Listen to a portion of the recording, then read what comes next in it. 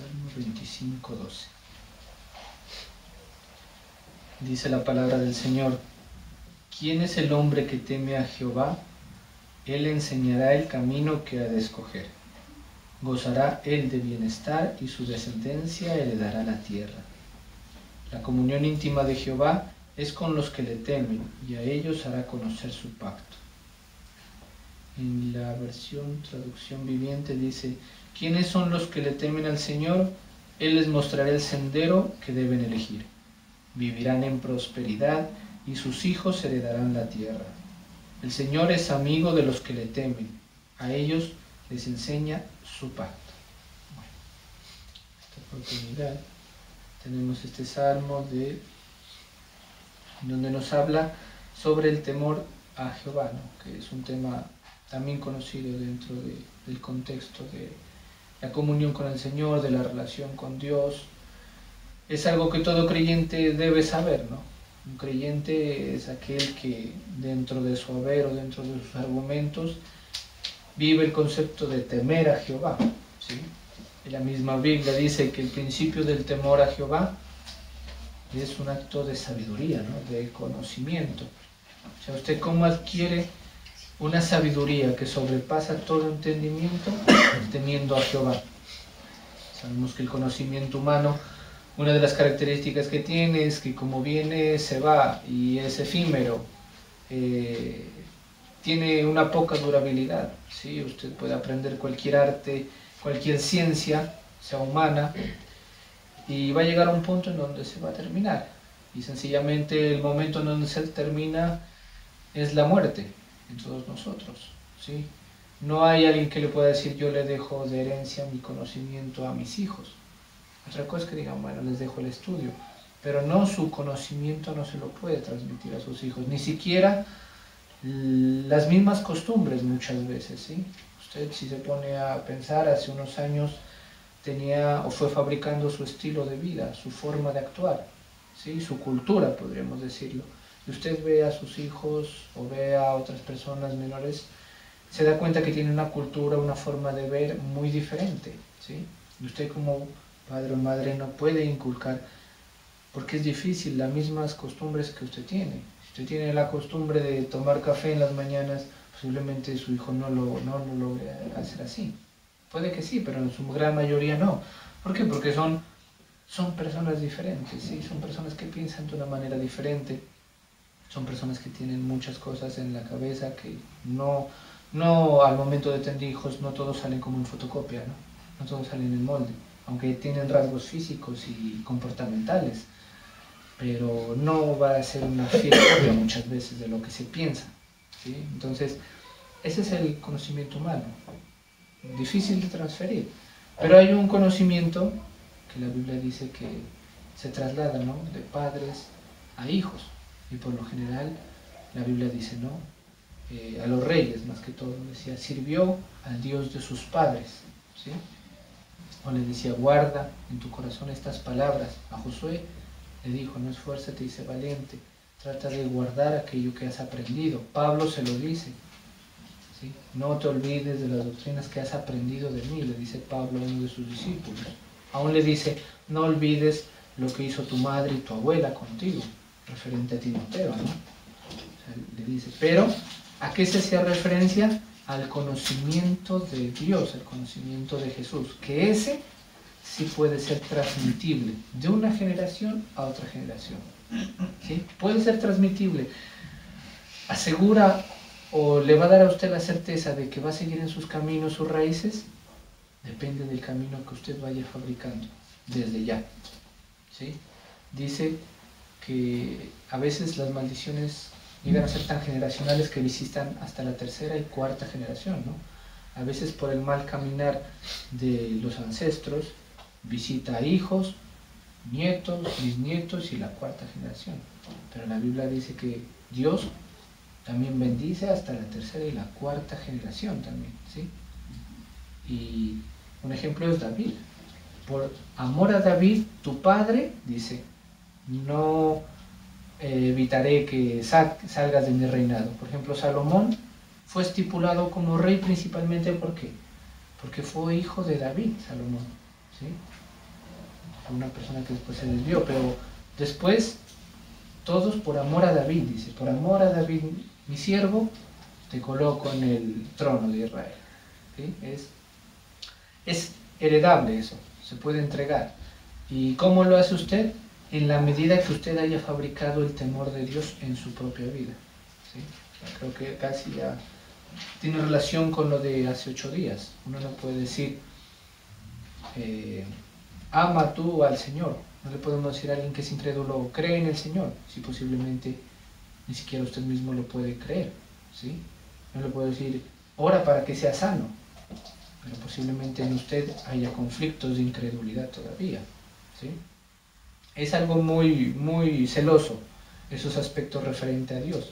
Y uno de ellos es el temor. Dice, ¿no? ¿Quién es el hombre que teme a Jehová? Dice. ¿Por qué lo dice en signo de pregunta?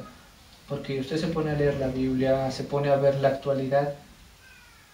En cantidad es un 99%, toda la gente no es temerosa de Dios.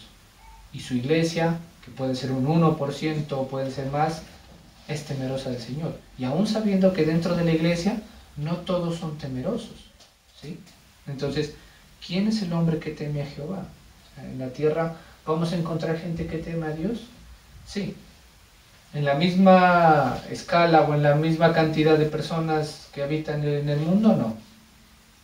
La gente está inclinada a otras cosas, a otros planes que van a quedar aquí en la tierra. ¿Sí? Entonces, dice que el principio de la sabiduría es el temor a Jehová. Y ya sabemos que el temor a Jehová no significa que usted le tenga miedo, que le tenga pavor, que salga corriendo cuando lo vea, ¿sí? Sino es ese temor reverencial, es ese respeto máximo que se tiene por Padre, por su Creador. Usted abre los ojos y se va a dar cuenta que usted está vivo gracias a la voluntad de Dios, que si ha tenido situaciones difíciles y ha salido en victoria y ahora está en victoria y permanece firme en eso, es porque Dios le ha dado las herramientas para permanecer ahí, ¿sí? Todos pueden decir, yo pasé por una prueba que pensé que no iba a acabar, que ya no tenía salida, pero al fin de cuentas usted sale en victoria. Usted dice, increíblemente esto no hubiera sucedido si Dios no me hubiera ayudado, si Jesús no hubiera estado de mi lado, ¿sí? Entonces, uno termina teniendo un temor reverencial hacia Dios y hacia Jesús increíble. Uno ama al Señor y la palabra dice que podemos decirle confiadamente, Abba Padre, ¿no? Mi Padre, Papito, mi amado Señor, mi amado Padre. Uno puede acercarse confiadamente, decirle Padre a Él, pero cuando usted entra en comunión íntima con el Señor y se da cuenta de las grandes cosas que ha hecho en su vida, usted termina como teniendo respeto, ¿no? Como ese padre que usted tiene cuando usted era niña o niño, usted miraba en las figuras paternas como lo máximo, ¿no? Como su superhéroe, entre comillas, decirlo. ¿Por qué? Porque para sus ojos era la persona que todo lo sabía, todo lo podía, ¿sí? Y se lo respetaba. Entonces, ese es un temor reverencial, un temor que usted le hace ver y decir, esta sociedad, este mundo se sostiene por Dios. ¿Qué hace que los volcanes no erupcionen? ¿Qué hace que el cielo no se venga abajo? ¿Qué hace que no sea impactado usted por un meteorito? ¿Qué hace que suceda una guerra de un día para otro de la nada? Dios. Dios tiene controlado, dice la Biblia, que tiene hasta manejado corazones y pensamientos de la humanidad bajo su control. Aunque Satanás piense que no es así, pero aquellos que buscan la guerra, Dios los tiene limitados. Llegan hasta cierto punto y no va a suceder una catástrofe sin que Dios lo permita. Aunque la misma gente de afuera dice, es que si Dios existe, ¿por qué permite esto y esto y esto, no? Y se confrontan. Pero mucho sería la destrucción y a más rasgos llegaría aún a la iglesia si Dios no existiera, ¿sí? Entonces, estamos bajo el cuidado de alguien supremo, de alguien increíble. Entonces, ¿quién es el hombre que teme a Jehová? El que tiene sabiduría y el que sabe quién es su creador, ¿sí? Dice, Él le enseñará el camino que ha de escoger. A todas las personas que conscientemente dicen dentro de sí, yo tengo temor a Jehová. ¿Por qué? Con respeto, trato de tener una vida acorde o me esfuerzo por tratar de agradarle al Señor, ¿sí? No tengo una vida entregada a la lascivia, entregada al libertinaje, sino que trato de agradarle al Señor con mi propia vida, teniendo una vida prudente, mesurada, sabia, consciente, ¿sí? No me entrego a deleites, a pecados, puede que peque, pero se arrepiente verazmente y trata de proseguir hacia la meta. Si usted mira todo eso, dice, bueno, soy una persona que en cierta medida temo al Señor, ¿sí? Temo a Jehová. No es de los que se va a levantar y va a pecar de manera adrede, ¿sí? Los malvados solamente dice en la Biblia que son aquellos que maquinan la maldad en la noche, ¿no? En sus pensamientos maquinan la maldad y con lascivia van y lo practican. Entonces uno es más temeroso de eso, sabe que algo va a suceder, que hay algo sobre usted. Entonces dice que el Señor se toma el trabajo de que aquellas personas que le temen, Él les enseñará el camino que ha de escoger. Usted ya escogió un camino al momento de haber aceptado a Jesús como su Señor. Ese camino que usted escogió no es porque posiblemente usted diga, sí, yo fui tan inteligente de decirle al Señor, sí, te abro las puertas de mi corazón. No, sino que el Señor ya va viendo desde antemano, Él ya sabe, desde antes de la fundación del mundo, desde que el embrión de ustedes abriera sus ojos y vieran la creación de Dios, Él ya sabía lo que tenía planeado para ustedes. Dice, Él le enseñará el camino que ha de escoger. Y a veces las circunstancias, las dificultades, las cosas buenas, las cosas no tan buenas, las personas que llegan a su vida, que la rodean, para bien o para mal, todo eso está encaminado para que usted sepa escoger el verdadero camino, que lo va a llevar a ¿qué? Al Señor Jesús, ¿sí? O si no, usted no podría decir, si no me hubiera ocurrido esto antes de conocer al Señor, yo no hubiera conocido de Él. Porque posiblemente antes estaba equivocado y actuaba de una manera mala. Y me sucedió algo que cambió mi vida y eso me hizo reflexionar. Entonces, las personas que dicen eso es porque se dan cuenta que las cosas que le han sucedido en el pasado, sean buenas o sean malas, han marcado en usted una senda para que corra presuroso a los brazos del Señor, ¿sí? Porque si no, si usted hubiera tenido en toda su vida dinero, comodidades, tranquilidad, poder en sus manos, posiblemente sus ojos no se hubieran inclinado, no se hubieran levantado hacia Dios, porque en su pensamiento hubiera dicho, no necesito de nada, ¿sí? Pero porque suceden ciertas cosas, es que usted puede ver ese sendero, que aunque usted dice, uff, qué difícil que es, ¿por qué me pasa esto? Al final se va a dar cuenta que ese camino es el que los condujo a los brazos del Señor, ¿sí? Si eso no hubiera ocurrido, no hubiera llegado a los caminos del Señor. Entonces, es un poco difícil de entender, ¿no? Dice, o sea, para llegar al Señor, ¿tengo que vivir cosas malas? En cierta medida, podríamos decir que sí, pero esas cosas malas que uno dice tienen un límite, lo que le dije anteriormente. Dios le marca un sendero, ¿sí? La Biblia dice que Dios, aquel que tiene por hijo y lo ama como hijo, lo disciplina y lo reprende, dice, ¿no? O sea, el Señor no va a dudar en darle un azote a su hijo. ¿Por qué? Porque lo ama. Aquel padre que ama a su hijo lo azota. No permita que crezca en rebeldía, ¿no? Sino que le va a dar un control. Entonces, todos los que somos tomados por hijos, nos va a tomar una senda. Y si nos salimos de ello, nos va a corregir. Que la corrección duele. Acuérdese de cuando sus padres lo corregían por algo malo que hacía. Duele, pues duele el momento, ¿no? Un dolor físico. Pero lo encamina. ¿Por qué? Porque no lo vuelve a hacer, porque le da susto a veces, ¿no? Usted dice, no, donde lo vuelva a hacer, me vuelven a pegar. En cambio, el Señor es casi lo mismo, no, si vuelvo a recaer en esto, no, porque ya sé de dónde me sacó el Señor. Entonces, dice, Él enseñará el camino que ha de escoger. Gozará Él, haciendo referencia a las personas, gozará Él de bienestar, y su descendencia heredará la tierra. Entonces, usted va a gozar de un bienestar, no bienestar físico, ¿sí? No podríamos encapsular a Jesús en que solamente usted va a tener un bienestar monetario, porque sería llevar a Jesús a un panorama económico nomás. Y cuando uno ve que el Señor no solamente es el panorama económico, hay muchísimas cosas que no se compran con dinero. Muchas más cosas, ¿sí? La propia vida, la propia salud, la propia tranquilidad, no se compran con dinero, por más de que tenga por montones. va a llegar algo que lo va a hacer chocar y lo va a hacer reflexionar, ¿sí? Gozará él de bienestar.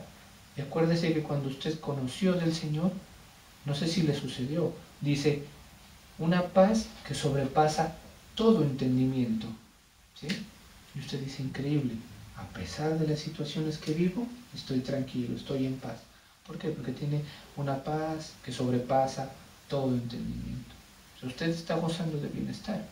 Y ahora actualmente, no sé, cada uno se puede responder a sí mismo. ¿Goza de bienestar en cierta medida? Sí. ¿Sufre de persecución? Lo persiguen. ¿Sufre de alguna enfermedad que lo va a destruir de la noche a la mañana? ¿Su familia está destruida? ¿Sus hijos están destruidos? ¿Sus padres están destruidos? Sí. Entonces, preguntas que a uno lo hacen reflexionar, lo llevan a la reflexión, a decir, no podemos encapsular a Jesús en un panorama económico. ¿Que le va a dar la provisión? Sí, eso es claro, que se lo va a dar. No la cantidad que usted quiere, que uno quiere, ¿no? Porque uno es inclinado a la avaricia y a la codicia, porque es humano, porque es hombre. Colóquelo al hombre en un panorama en donde lo tenga todo, es una persona que va a tender a olvidarse del Señor, ¿sí? Si sucedió con Salomón, que dice que las mismas mujeres lo llevaron a la idolatría, porque tenía 1000 mujeres, todo lo tenía, las más grandes caballerizas que han existido en la humanidad, oro que le dejó su padre por montones, o sea, no tenía ninguna necesidad. Heredó la paz porque el que hizo la guerra contra todos los pueblos fue David. David le entregó a su hijo un reinado en paz con todos, porque le tenían miedo. Nada, no necesitaba de nada, pero llegó a un punto en donde flaquea, ¿sí? Entonces, es necesario entender que si el Señor es nuestro proveedor, de aquellas cosas que necesitamos, de aquellas cosas que el Señor sabe que nos surge, ¿sí? Muchas veces, pero no se encapsula solamente en eso, sino que dice, gozará él de bienestar. Se generaliza muchísimas cosas que posiblemente hasta nuestra propia mentalidad no nos ha hecho entender, ¿sí? A veces la Biblia dice que nos exhorta, ¿no?, a que ensanchemos las estacas de nuestra tienda, nuestros pensamientos, a entender que Dios obra en nosotros de una manera que ni nos imaginamos, y que el bienestar que nosotros gozamos, posiblemente otra persona lo deseara pues a pedir de boca, ¿sí? Pero usted goza de un bienestar. Dice, y su descendencia heredará la tierra. Tiene dos sentidos. En el sentido primero, el físico, que de pronto es el más cercano a nosotros, que usted va a tener una capacidad de administración adecuada. Y usted le va a heredar a sus hijos, primeramente, ¿qué? Aquello que usted ha aprendido, la palabra del Señor, el temor al Señor, que es lo más importante, porque aquí se trata no de conseguir metas y propósitos terrenales. Usted se muere y no se llevó nada, ¿sí? Usted puede añorar y haber obtenido los mayores títulos, pero si se muere de la noche a la mañana, no ha hecho nada, ¿sí? No ha hecho nada, no, completamente nada. Y aquel que usted le dará a un hijo o una hija, el estudio, terrenos, tierras, coches, se van a acabar, se van a destruir.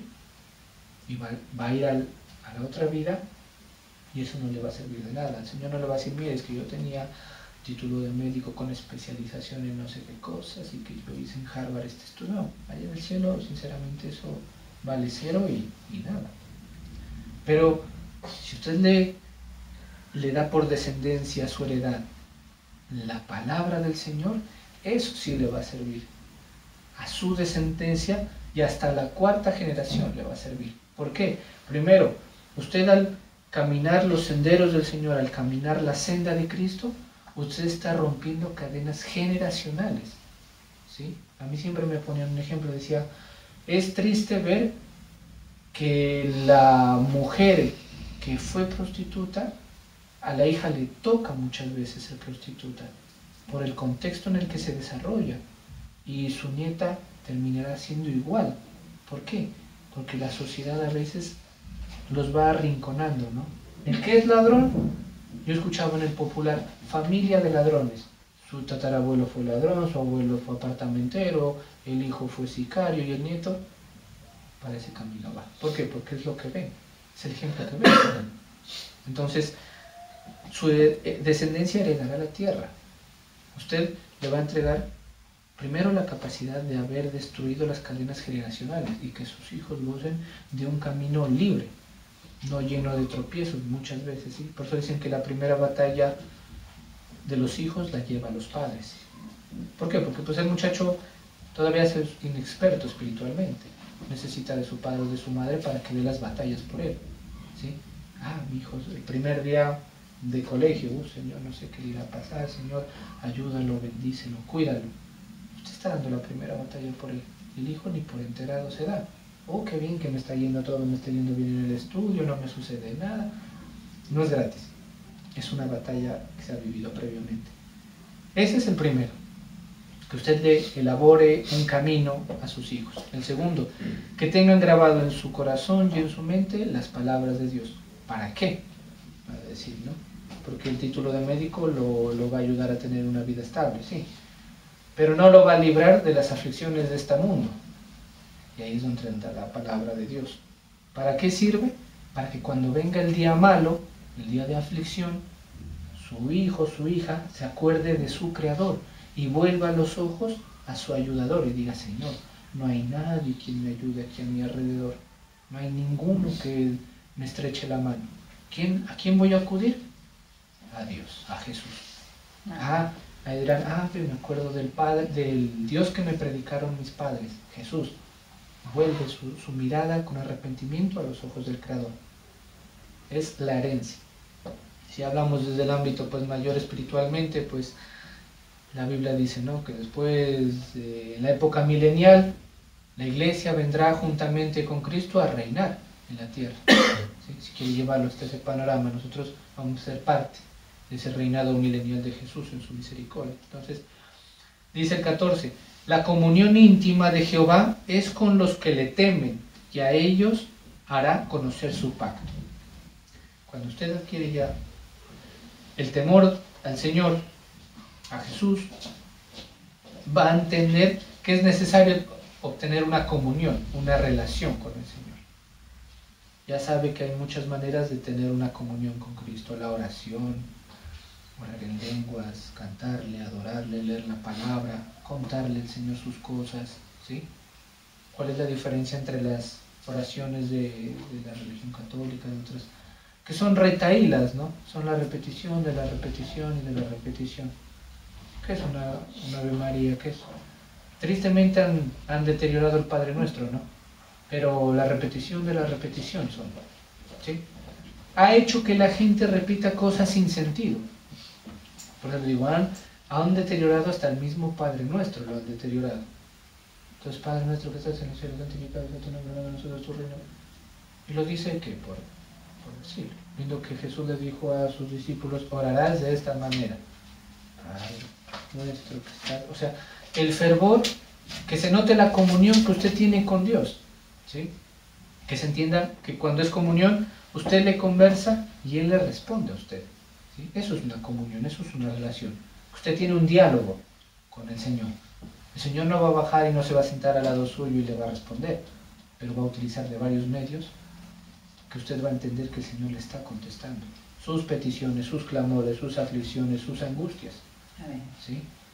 Pero si usted dice, Padre nuestro que estás en los cielos, santificado sea tu nombre, venga a nosotros, listo, me voy al trabajo. Usted está hablando solito, ¿sí? O el Señor es mi pastor, nada a mí me faltará, en lugares delicados pastos me hará descansar, aunque ande en valle de sombra de muerte no temerá mal alguno. Y se fueron. Está hablando solo usted, ¿sí? Porque tener una comunión con Dios es cultivar una relación de paciencia y de tranquilidad. Dios, Jesús, es un Dios de paciencia. Eso todos tienen que dar testimonio de eso. ¿Por qué? Porque cuando nosotros le pedimos, el Señor no nos lo da cuando nosotros creemos, sino que el Señor lo entrega después de un tiempo, después de que nosotros nos ha formado la paciencia, ¿sí? Usted no le dice, Señor, ayúdame ayúdame con esta pequeña enfermedad que tengo. Entonces el otro día no amanece curado. ¿Qué primero tiene que entender?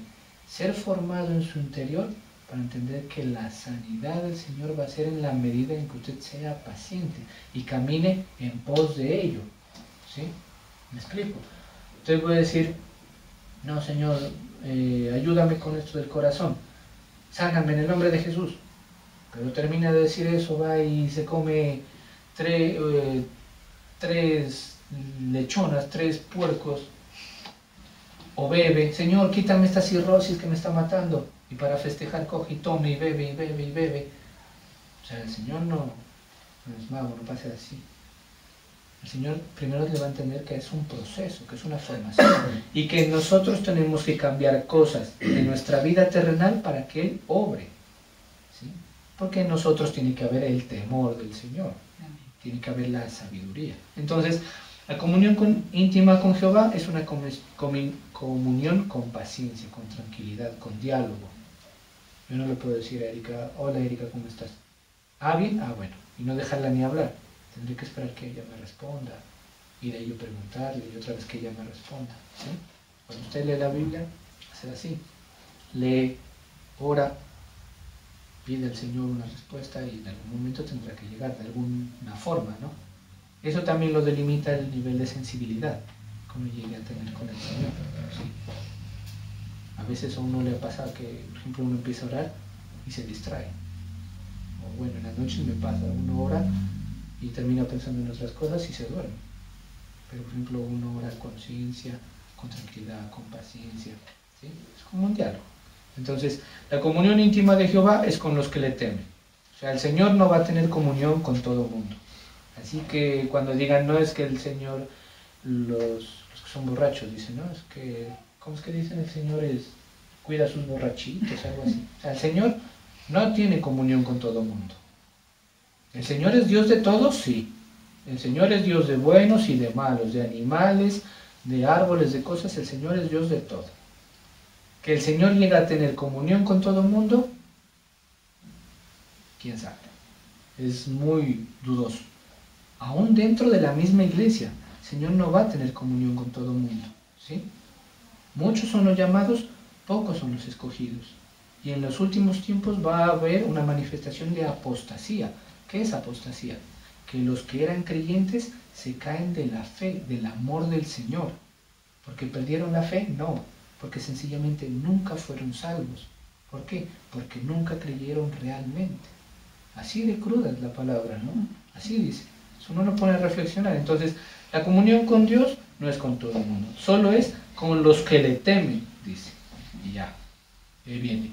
Ya ellos hará conocer su pacto.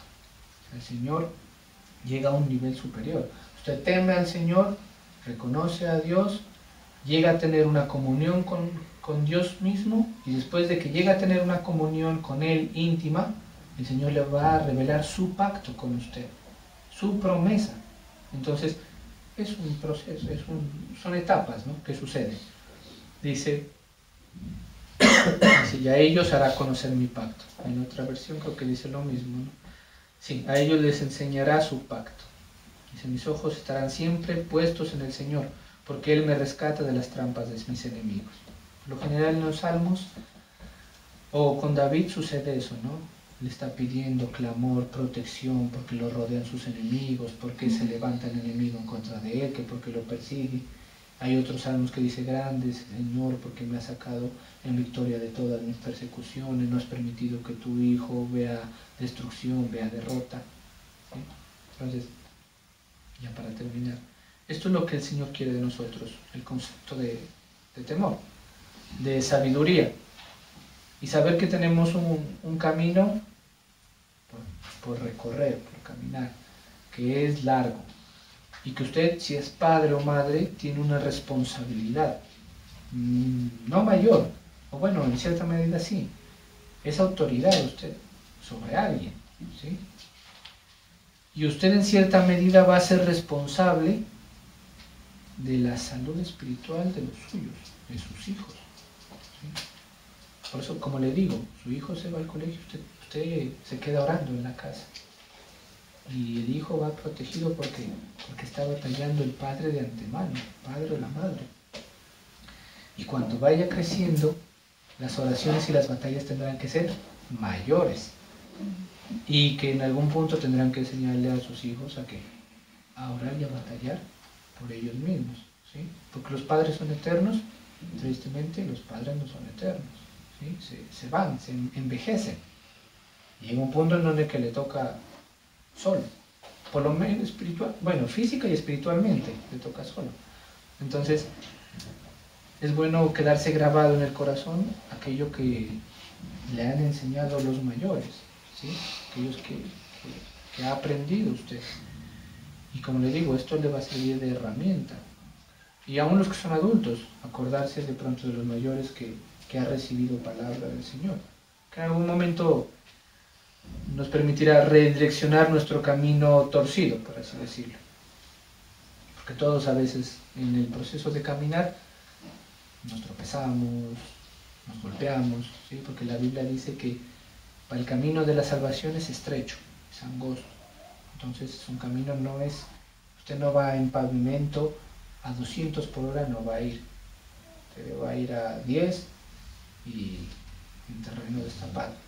Pero es preferible ese a ir en autopista de 5 carriles al infierno, ¿sí? Porque así dice, ¿no? Ancha es el camino que lleva a la perdición. Ese sí va como bólido, a 500 por hora, nadie lo detiene, es feliz, vive en su libertinaje, hace lo que quiere, come lo que quiere, hace con la gente lo que quiere, piense lo que quiere, pero eso va como en bólido a la perdición, ¿sí? Que diga, no, pero quién sabe si en la otra vida haya muerte. Puede que diga, quién sabe, pero la pregunta que todo el mundo dice, ¿no? ¿Y dónde sí? ¿Y dónde sí? Ahí es. Preferible mejor vaya en campero, a 10 por hora, en destapada, pero agarrado de la mano del Señor, con todo el temor del Señor. Que el Señor no nos ha avergonzado. Yo creo que si le pregunto, más de uno conozco que no lo ha dejado avergonzado. Si le ha tocado padecer en algunas situaciones, normal.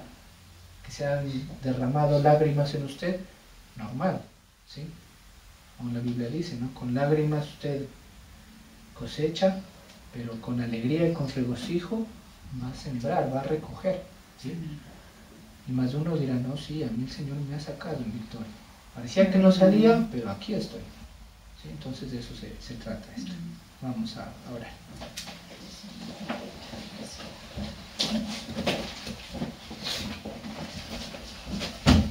Amado Señor, bendito Padre, te pedimos, bendito Señor, en esta noche que seas tú bendiciéndonos, bendito Dios, que seas tú, Señor, llenándonos con tu precioso aceite, Señor, y con tu bendición. Hoy permíteme orar, bendito Dios, por los diezmos y ofrendas de tus hijos, que en su corazón han dispuesto a entregar para ti, bendito Señor. Aún permíteme orar, Señor, por aquellos que no pueden tener, bendito Señor, para que seas tú permitiendo que la provisión de lo alto, Señor, la bendición de lo alto, Señor, llegue, Señor, a cada hogar, a cada alacena, Señor, a cada persona, Señor, que estamos en este lugar, y aún a nuestros familiares y personas que amamos, Señor. Que permítanos bendecir el cielo y el ofrenda de tus hijos, en el nombre del Padre, del Hijo y del Santo Espíritu. Amén. Momento, te damos gracias, Dios de la gloria. Y permítanos, bendito Señor, inclinar nuestro rostro hacia ti, bendito Dios. Permítanos inclinarnos, Señor, delante de ti y pedirte, bendito Señor, que seas tú mostrándonos todos los días, Señor, el camino que hemos de escoger, Señor, todos los días de nuestra vida. Que seas tú tomándonos de la mano derecha, Señor, llevándonos por caminos de rectitud, Señor. Y permítanos, bendito Señor, ver y recordar, Señor, y darnos cuenta de que todos los sucesos que acontecen en nuestra vida, los pasados, los presentes y aún, Señor, los que vienen y aún no sabemos cuáles son, Señor. Y entender, bendito Señor, que todos ellos lo vamos a vivir agarrados de tu mano y de tu presencia. Cuando tu palabra dice, bendito Señor, que todo lo podemos en Cristo que nos fortalece, bendito Señor. Es entender, bendito Señor, que no vamos en nuestras fuerzas, que no vamos en nuestras capacidades ni en nuestras habilidades, Señor, sino que decidimos, Señor, hacernos de lado, hacer de lado nuestro orgullo, hacer de lado, Señor, las fuerzas que creemos tener, para pedirte misericordia, Señor, y pedirte, bendito Dios, que tú vayas delante de nosotros como poderoso gigante, marcando el camino, Señor, marcándonos la senda, Señor. Que permita, Señor, que cada paso que demos sea firme, Señor. Que cada paso, Señor, que demos en nuestra vida esté firme y esté argumentada en la fe del Hijo de Dios, nuestro Señor Jesús, aquel que consumió, bendito Señor, en un sacrificio nuestra salvación, Señor.